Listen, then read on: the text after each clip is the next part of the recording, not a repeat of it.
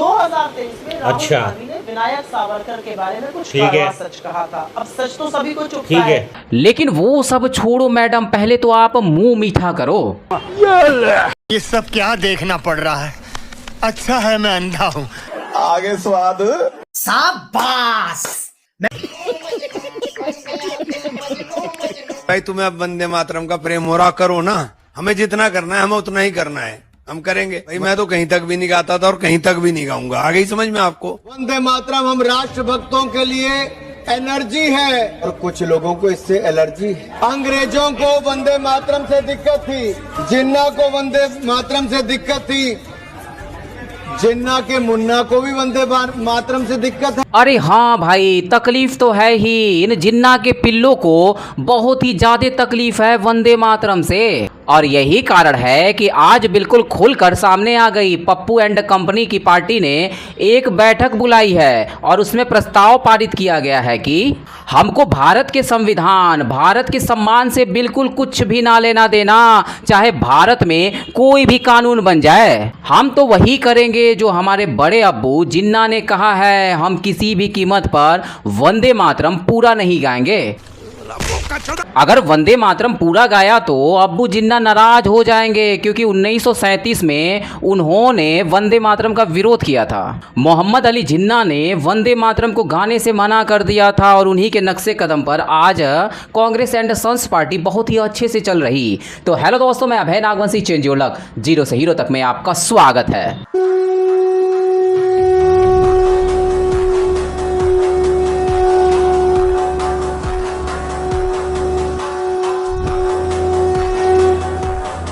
मित्रों, 6 जून को दिब्के जी आते हैं अमेरिका से। 20 जून को वो प्रदर्शन पे बैठते हैं। 6 जून को जब वो आए तो दिल्ली पुलिस ने उनको परमिशन एयरपोर्ट पर ही दे दी। याद रखिएगा, उन दिल्ली पुलिस ने वेट नहीं करा कि सीजेपी के वकील पहुंचे और पुलिस से परमिशन मांगे। खुद लोकतंत्र का सम्मान करते हुए दिल्ली पुलिस ने उसी दिन परमिशन दे। बहुत ही नेक काम कर दिया आप लोगों ने परमिशन देकर। अगर परमिशन आप लोग नहीं दिए होते तो हिंदू विरोधियों, सनातन विरोधियों, देश विरोधियों के साथ गालीबाजों और पत्थरबाजों का जमावड़ा नहीं लगता।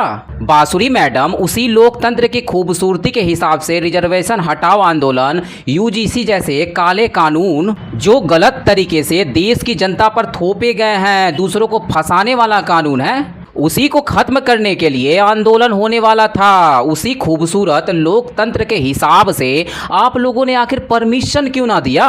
पुलिस ने आखिर परमिशन रद्द क्यों किया? उन तिलचट्टों को जो परमिशन था ना, वो तो सीधा एयरपोर्ट से मिल गया था। लेकिन यहाँ पर तो एक लंबे समय से कोशिश किया जा रहा। लगता है कि ये जो खूबसूरत लोकतंत्र है केवल और केवल सनातन विरोधियों के लिए, टुकड़े टुकड़े गैंग वालों के लिए है। सही पकड़े हैं। दिमागी नक्सल इन्होंने बनाया। एक घंटे के अंदर दिमागी नक्सल पार्टी बन गई। उसके इतने लाखों फॉलोअर आ गए। तो अब ये अपनी कब्र खुद ही खोद रहे हैं। अच्छी बात है। इनके कब्र के पे क्या लिखा जाएगा वो भी खुद ही बता देंगे। अरे आप तो बिल्कुल भी टेंशन ना लो लोरा मैडम, आप तो दिमागी नक्सल हो ही ना सकती, क्योंकि तेरा खोपड़ा तो बिल्कुल भी खाली है। वो सिर्फ और सिर्फ हुलाला हुलाला खेलने के लिए चलता है। ये बातें बताई नहीं जाती, नजर लग जाती है। बाकी जो मिर्ची है ना, वो तुम लोगों को बराबर लगा है, बिल्कुल जम कर लगा है, पिछवाड़े में अंदर तक लगा है। यही कारण है कि तुम लोग बिल्कुल बेकरार हो गए अपने पहचान को बताने के लिए। और जहां तक रही बात पार्टी बनाने की, दिमागी नक्सल पार्टी तो खूब जम कर बनाओ ना पार्टी, हुलाला माई चॉइस। और साथ में एक आरक्षण वाला भी पार्टी बनाओ और उसमें सारे के सारे नीले अंडों को आरक्षण दे दो। बेचारों को 1000 सालों तक पेला गया, पानी वानी तक भी ना पीने दिया गया। तो राम निकला रे, देव मानुस निकला रे। अब कम से कम हुलाला खेल कर सुख की प्राप्ति तो कर सके, वो चरम सुख का आनंद तो प्राप्त कर सके। भाई ने बोला करने का तो करने का। मुझे कभी ऐसा कोई अवार्ड ना मिल पाया जो मैं वापसी कर पाऊं जिसकी, और ये मेरा बड़ा रिग्रेट रहा। मुझे भी बड़ा मन था कि एक आध नेशनल अवार्ड मिल जाए। गुरदीप सर, आपने तो अपने रहते हमें तवज्जो नहीं दी।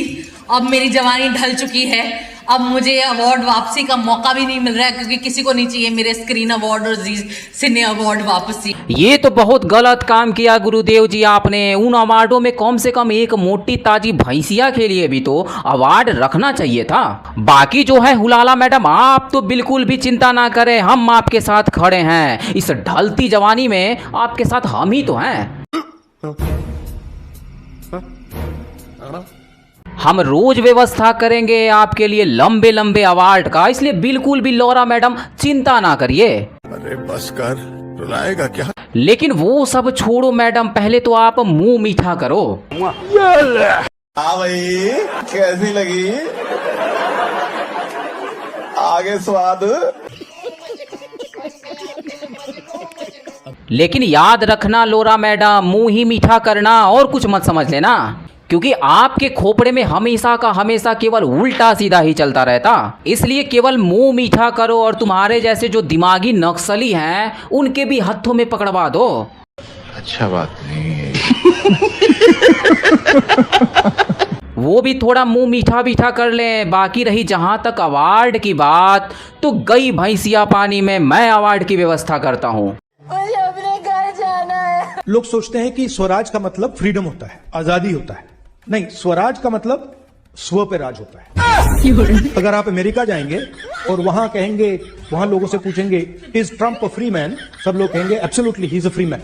मगर अगर आप पूछेंगे ट्रंप स्व पे राज करता है, तो जवाब मिलेगा, क्लियरली जवाब मिलेगा नहीं करता है। अगर आप 70-80 साल पहले हिंदुस्तान की जेल में जाते, कमरे में जाते और गांधी जी से बात करते और उनसे कहते आर यू फ्री, तो आपसे कहते no I am not free, मैं तो जेल में हूं, मैं फ्री नहीं हूं, मगर मैं स्व पे राज करता हूं। साला ये दुख का स्वराज है। होता बे। तो ये दो शब्द कंफ्यूज नहीं करनी चाहिए। पप्पू मियाँ के इस स्वराज वाली बकलोली को सुनकर गांधी बाबा भी यही कहेंगे, करो बकलोली, हमको क्या लेना देना, हम तो देश के राष्ट्रपिता हैं, हमारा सम्मान तो देश की जनता को करना ही पड़ेगा। गाली दे रहा है कोई। मतलब यहाँ पर बिल्कुल साफ है कि पप्पू मियाँ के हिसाब से स्वराज एक खुद का प्रोडक्ट है, उसको किसी को दिया नहीं जा सकता। जैसे इनके खाली खोपड़े के लिए कोई दिमाग नहीं दे सकता, ठीक वैसे ही स्वराज भी किसी को दिया नहीं जा सकता। वैसे दोस्तों आप लोगों की जानकारी के लिए बता दूं कि एक डॉक्टर और पप्पू मियाँ में बिल्कुल भी फर्क ना है। जैसे डॉक्टर का लिखा हुआ सिर्फ मेडिकल वाले ही समझ पाते हैं, पढ़ पाते हैं, ठीक वैसे ही पप्पू की बातें केवल और केवल चमचे ही समझ पाते हैं और फील कर पाते हैं। तुम्हें कैसे पता चला?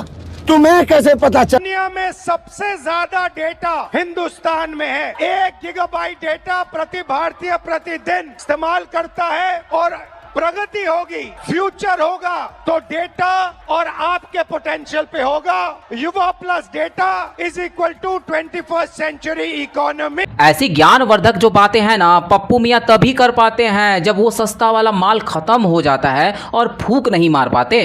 Sorry sorry sorry sorry sorry. लेकिन जैसे ही देसी वाले ठर्रे के संपर्क में आते हैं तो सीधा घुंघरू सीट बन जाते हैं। थोड़ी सी शर्म बची है तुम लोगों के अंदर तो डूब मरो चुल्लू भर पानी के अंदर। तो हमारे स्टूडेंट्स 24 घंटा इसको देखते रहते हैं। आपको बात समझ नहीं आ रही है, आपको जूम में बंद कर दिया गया है। ये पिंजरा है मगर वो तो है, बट सारी उम्र में जो कर जब पप्पू मियाँ को हर बार यही लगता है कि उनके सामने जो भी बैठे हैं सब के सब बुद्धू हैं, खाली खोपड़ा लेकर बैठ गए हैं। लेकिन पप्पू मियाँ को आखिर क्या पता था कि जो सामने बैठे हैं वो वर्तमान के छात्र हैं, आज के छात्र हैं। उनको अगला पिछला वर्तमान सब कुछ पता है, सब कुछ जानते हैं और तुरंत ही मुंह पर थूक कर चले भी जाते हैं। जैसे यहाँ पर पप्पू मियाँ मोबाइल जो है ना चलाना तो हमने आपसे ही सीखा है, संसद में या फिर किसी इंपॉर्टेंट मीटिंग में। बाकी तो पप्पू मियाँ हम आपसे यही कहेंगे, पप्पू मियाँ ऐसा कुछ करना हो या फिर कुछ करने की प्लानिंग हो तो अपने साथ में तिलचट्टू को भी ले लिया करे। वो तिलचट्टे ऐसे हंसने हंसाने वाला रिएक्शन ना देंगे, सीधा माँ बहन की गाली दे देंगे। तोबा तोबा तोबा, थारा मूड खराब कर दिया। और गाली देना कोई जुर्म थोड़ी है ना, कोई गलत बात थोड़ी है ना। आपके हिसाब से और आपके पिल्लों के हिसाब से। ये बड़ी अच्छी बात कही आप। आप सभी से निवेदन है, राष्ट्रीय ध्वज का सम्मान सुनिश्चित करें। आपके हाथ में देश का सम्मान, देश की आन बान शान राष्ट्रीय ध्वज तिरंगा है। कोई भी राष्ट्रीय ध्वज का अपमान न करे। आप सभी राष्ट्रीय ध्वज को सीधा पकड़े। यहाँ देखने को मिल रहा है कई लोग राष्ट्रीय ध्वज उल्टा पकड़े हुए हैं। राष्ट्रीय गौरव अपमान निवारण अधिनियम 1971 के तहत राष्ट्रीय ध्वज का अपमान करना अवैधानिक है, दंडनीय। ये वाले पिल्ले अपने घर में अपनी बेगम की जगह अम्मी जान को पकड़कर हुलाला हुलाला खेल जाते हैं। अबे साले, आखिर इन जाहिलों से क्या ही उम्मीद रखना कि ये देश का तिरंगा सही से पकड़ेंगे, वंदे मातरम गाएंगे, देश का सम्मान करेंगे। वंदे मातरम वही गाएंगे, राष्ट्रगान वही गाएंगे, देश का सम्मान वही करेंगे जिनके हृदय देश के लिए धड़कता हो।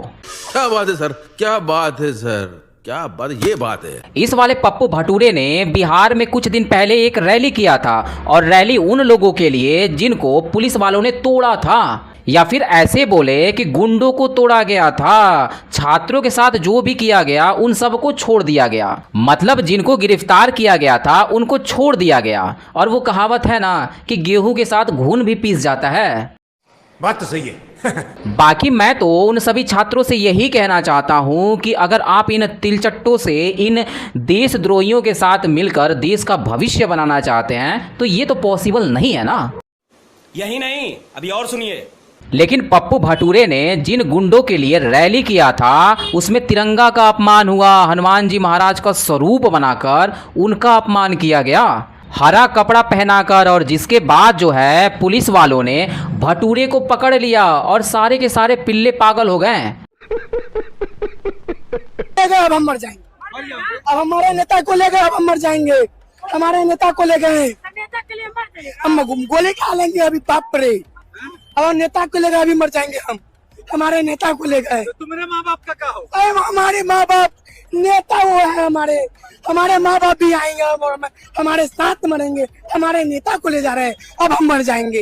अब हम जी के क्या करेंगे? हमारे नेता को जेल में रख देगा तो अब हम मर जाएंगे। और तो माँ बाप तुम्हारा क्या कर रहे हैं? माँ बाप भी आ रहे हैं, कॉल कर दिए हैं, और माँ बाप भी हमारे साथ लड़ाई लड़ेंगे अभी, और उसके बाद नहीं छोड़ेंगे। तो अगर इसकी बीबी मेरे साथ भाग भी जाए तो ये इतना ना रोएगा जितना उस भटूरे के लिए पिछवाड़े के रास्ते से आंसुओं का बौछार कर रहा। पूरे घर वाले जाएंगे जान देने के लिए। ऐसा लगता है कि बेगम का जो कमी है ना भटूरा ही पूरा करता था। शाबाश।